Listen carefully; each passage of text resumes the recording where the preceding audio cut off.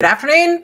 We're going to talk today about how commanding attention and ensuring your lead and to ensure that your leadership ideas don't fall on deaf ears. For me, I was getting my tongue wrapped around that this morning. All right, this is for you today. If you are a woman in leadership who is, and there's a couple of things. Maybe it's you're getting spoken over during meetings, your ideas aren't being recognized, you're not getting for those ideas and the achievements that you share or have accomplished. And even for you, if you're finding yourself having the influence and yet working incredibly hard, because oftentimes it's those two seem to go together. So even if you've got the influence or are able to be part of that decision-making process, you're finding yourself also working incredibly hard, spending long hours. Maybe your evenings are spent on your laptop, catching up on emails, or even just finishing up on presentations. And your weekends are not quite just for you and your personal endeavors, your personal hobbies anymore. There is always some time in there where you're on your phone, checking your email, and responding to things on the fly. All right, so if any of those things, and this is for you today, I'm going to be sharing 4 different ways that you can transition from becoming an overlooked or undervalued leader into that strategic leader. And I will throw in a bonus as well on what to do when you're finding yourself, even if you're at that point of being part of those decision-making moments, but you are working incredibly hard, putting in a lot of hours for that. So I'm Kim. Of course, it was already says it on the bottom of the screen. I just also want to encourage you right now, the doors are open for my brand new signature group program. It's called the LeadHERship Accelerator. There are only 15 spots open for founding members, and you also get a very special founding members rate, which is over 45% off of the investment. So if that is something that interests you, then I want you to DM me Accelerator and let's get in it. And we're going to have a conversation about if this is going to be a great fit for you. And this is all based on the Leadership Edge formula, which I've been creating and crafting over the last 2.5 years now, with having coached over 60 plus women leaders in those 2.5 years. All right, so let's dive into it, because for myself, I found that one of the things that always frustrated me was, even when I had that leadership title or was in the role of a manager and a leader, and you were seen as a leader within the organization, and this was often by others, but I just missed the influence, and I missed being part of those crucial decision-making moments where I was able to both influence, but also be part of the decision-making. I might have been able to give the analysis, or I might have shared the reports, but then all of a sudden, when it came to deciding or things that affected my own team or my department, things just kind of went awry. I was like, well, how come I'm missing out on those moments? How come I'm only hearing about the decision afterwards? Or how come I'm only here just to implement the decision rather than actually being part of the strategic and the operational decision making? Because I could really deliver so much more. And this is a theme that I keep hearing back oftentimes from the different leaders that I work with. Even though they've achieved a lot of success and they are really enjoying their roles, it's just that there's this missing element of, how do I really get that last piece of making sure that I get the influence, but also part of that decision-making process, and I'm in the room with a seat at the table when those decisions are made, and not just simply implementing them when they are made, or just giving input before the process. All right, so I want to share with you 4 different things, because oftentimes what I've seen, the biggest mistake, especially that we as women make, and when it comes to wanting to be part of that strategic decision-making process, to be in the room, to be crafting those ideas and sharing those ideas, but also getting credit for those ideas, is that we find ourselves working incredibly hard. And you might find yourself in that situation as well. You might have been taking on 2 to 3 more projects that you could possibly finish within the time frame and before the deadlines pass. You might find yourself, like I said at the top of this, you are working so hard that you're ending up taking work home with you. You're spending time catching up on emails, doing your presentations into the evenings, and oftentimes, and we've all done this, so there's no judgment. It's just an observation. Is you're grabbing your phone first thing in the morning before you've even been able to get your cup of coffee or even at the door, and it likely be you're checking your phone last thing at night just to make sure you haven't missed anything and that you're prepared for whatever's coming up tomorrow. Now, if that sounds like you, then those are a couple of those things that you're experiencing that you're doing that is causing some of this problems as well. Now, what could you possibly do differently? Now, one of those things is, I'm going to share another mistake because I realize I need that information. You need that information as well. Is when it comes to sharing your ideas, when it comes to being part of the decision making, you might find yourself in meetings, but you're being spoken over, you're being interrupted, and all those interruptions are actually keeping your ability to lead, but also your authority. They're reducing them each and every time. So the first thing for you to do when it comes to going from being an overlooked and undervalued leader is to redefine what your leadership voice is like.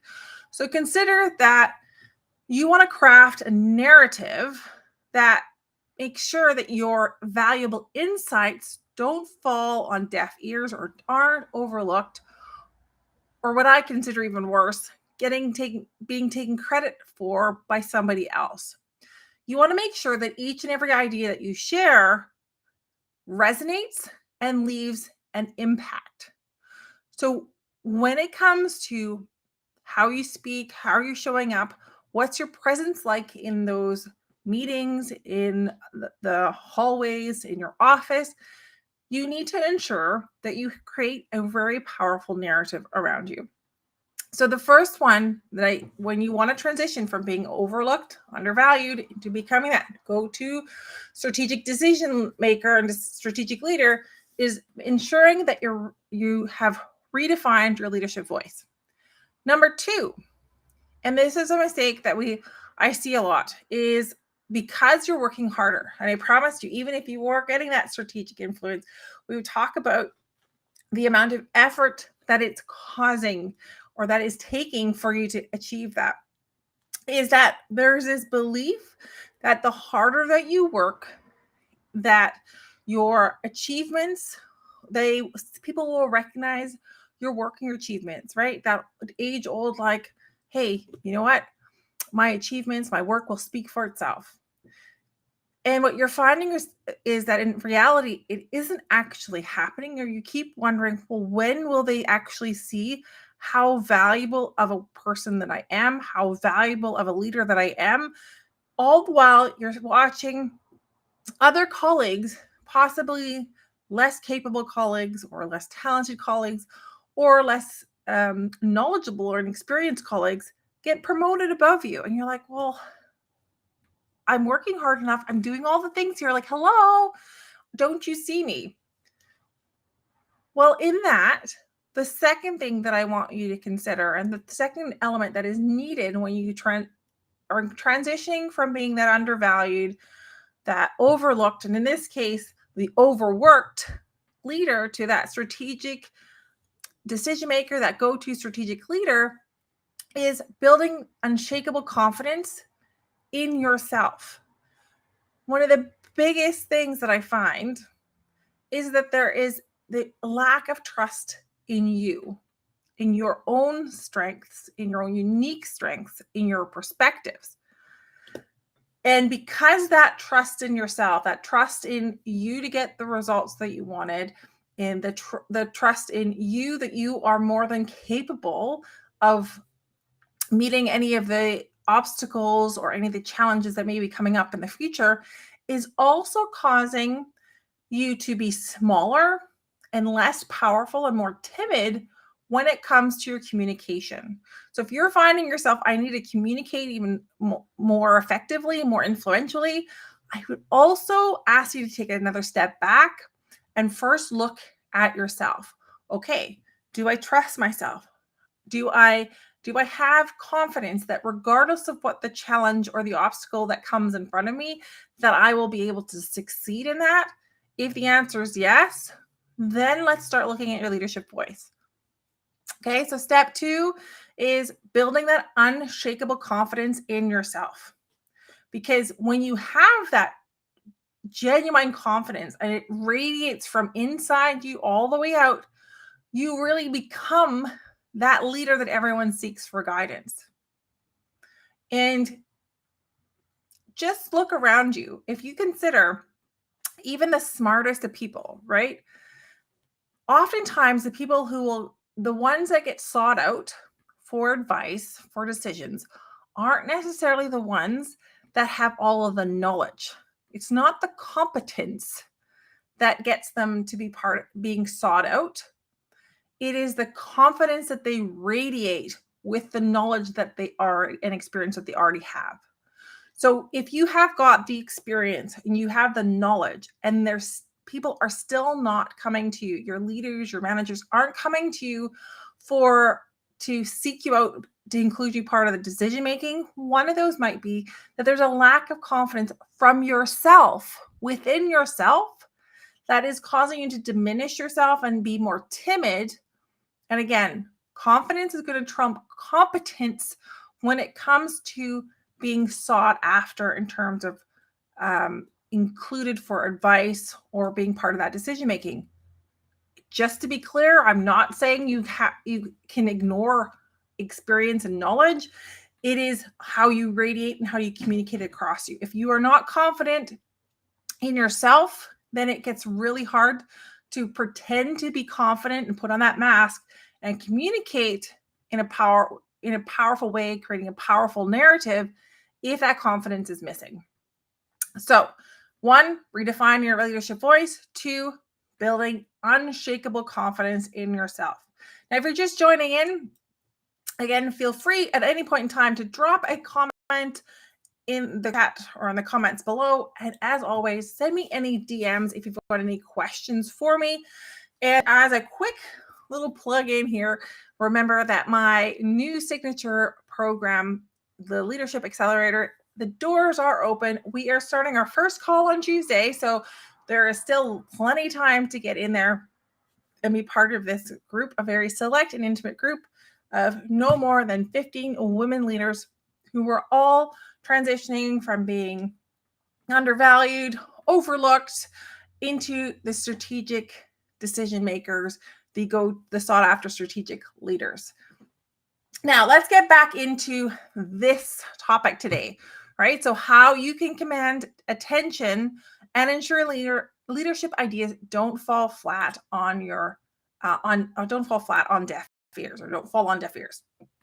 Now, number 3, we want to start strategizing your leadership. So in a sense, we're going to elevate your decision making so that we can turn each challenge that you come across into becoming a story of strategic triumph. Now, like I just said before, a lot of times there is that confidence is shaky. So what then happens is when it comes to your decision making, even though you have the experience and the knowledge, because I would be willing to bet you've likely taken, I don't know how many courses already so far in terms of management strategy, in terms of business strategy, to learn, even in terms of communication, and yet something isn't gelling. And then you get to the point where you're making decisions and you start second guessing yourself, or the decisions that you've even made your pros and cons list, and still something isn't just quite jiving where it needs to be. Well, if that's the case, then there needs to be a step in here where how you make decisions and how you frame all of your achievements and the actions that you've taken needs to be adjusted so that when it comes to it, you are actually turning any challenge that you get into a triumph, regardless of the outcome. Because I promise you, in every single situation, there is a learning to be had, which will increase exponentially your effectiveness down the line. I really want you to also consider all of those, the strategies and tactics. One of them that I see a lot of women in leadership do when we start working together is this need to be perfect, that drive for perfectionism. That drive to perfectionism really also looks at, for example, you want to know every single detail. And this isn't necessarily a matter of controlling everything, although that usually they go pretty hand in hand oftentimes. But it is a matter of, you want to know every single detail of in the reports, what your team members are up to, down to almost, let's say, down to the minute. And while that perfectionism, that attention to detail, and that drive for control over the outcomes will have likely have got you to where you are today, it's going to burn you out and limit your ability to succeed as you go into the future. So this is where, when we look at how are we going to be strategizing in terms of your leadership, it's important to look at new strategies and more effective strategies that have grown with you, that are adjusted for you to the level that you are now, so that your growth isn't plateaued, but yet it can actually be like adding fuel to the fire for your growth into the future. So that is number 3. Number 4, I want you to think about how oftentimes that, like I said in when we talked about your confidence, that competence versus confidence, the confidence wins out. But here's the other part of this. You can increase, yes, you can have the confidence, but you can also increase your perception and the personal brand of your organization of your competence when you're ensuring that you are visible within the organization, that your results and your contributions are being acknowledged, and you're actively seeking out the acknowledgement for them. This does not have anything to do with being wanting to get that external validation for yourself as a proof of like, okay, yeah, see, I'm doing a good job. This has to do with, that acknowledgement has to do with that other people around you are able to recognize your brilliance because you are sharing that brilliance with them. And as you're doing that, as you're, I think I shared this last week, was you're drip, drip, dripping, right? It's almost like you're sitting on the coffee machine and it's drip, drip, drip, dripping coffee all day. Well, that's the same way as what you want to do within your organization. You want to be dripping little pieces every day in terms of all the results that you've gotten, the achievements that have been received, the ideas that you have. And as you're doing that, that means you're boosting your personal brand within your company. You are able to showcase that you have the authority and you have the expertise that will lead you also to being more sought out for those moments where decisions need to be made, because you're top of mind. So let's make sure that you stay top of mind to the leaders, the senior leaders, your executive team within the organization by providing a constant drip, drip, drip of your accomplishments, your achievements, your results, and your ideas. And the combination of those 4 is what leads you from being undervalued, overlooked, to becoming that sought after strategic leader. And I know that you're more than capable of doing that. So here's something that I want you to consider, because I'm just going to change up the caption here for a second. Yes, you can DM me Accelerator. So I've talked about it a couple times already. Your leadership Accelerator is open. The doors are open. So you want to get into those first 15 spots at a founding member's rate. So if that's something of interest to you, then DM me Accelerator. But let's dive into this even further right now. One of those aspects that I've realized, it took me a while, and also this recurring theme that I've found, that even if you're that strategic leader, even if it's great, you're getting your ideas across, you have the influence, it can still be incredibly lonely and you're working a lot. There's a lot of effort being put in to achieve that level of influence that you have right now. And here's what I want to give you as I'm wrapping this up, is one that leadership and true leadership isn't a solo journey.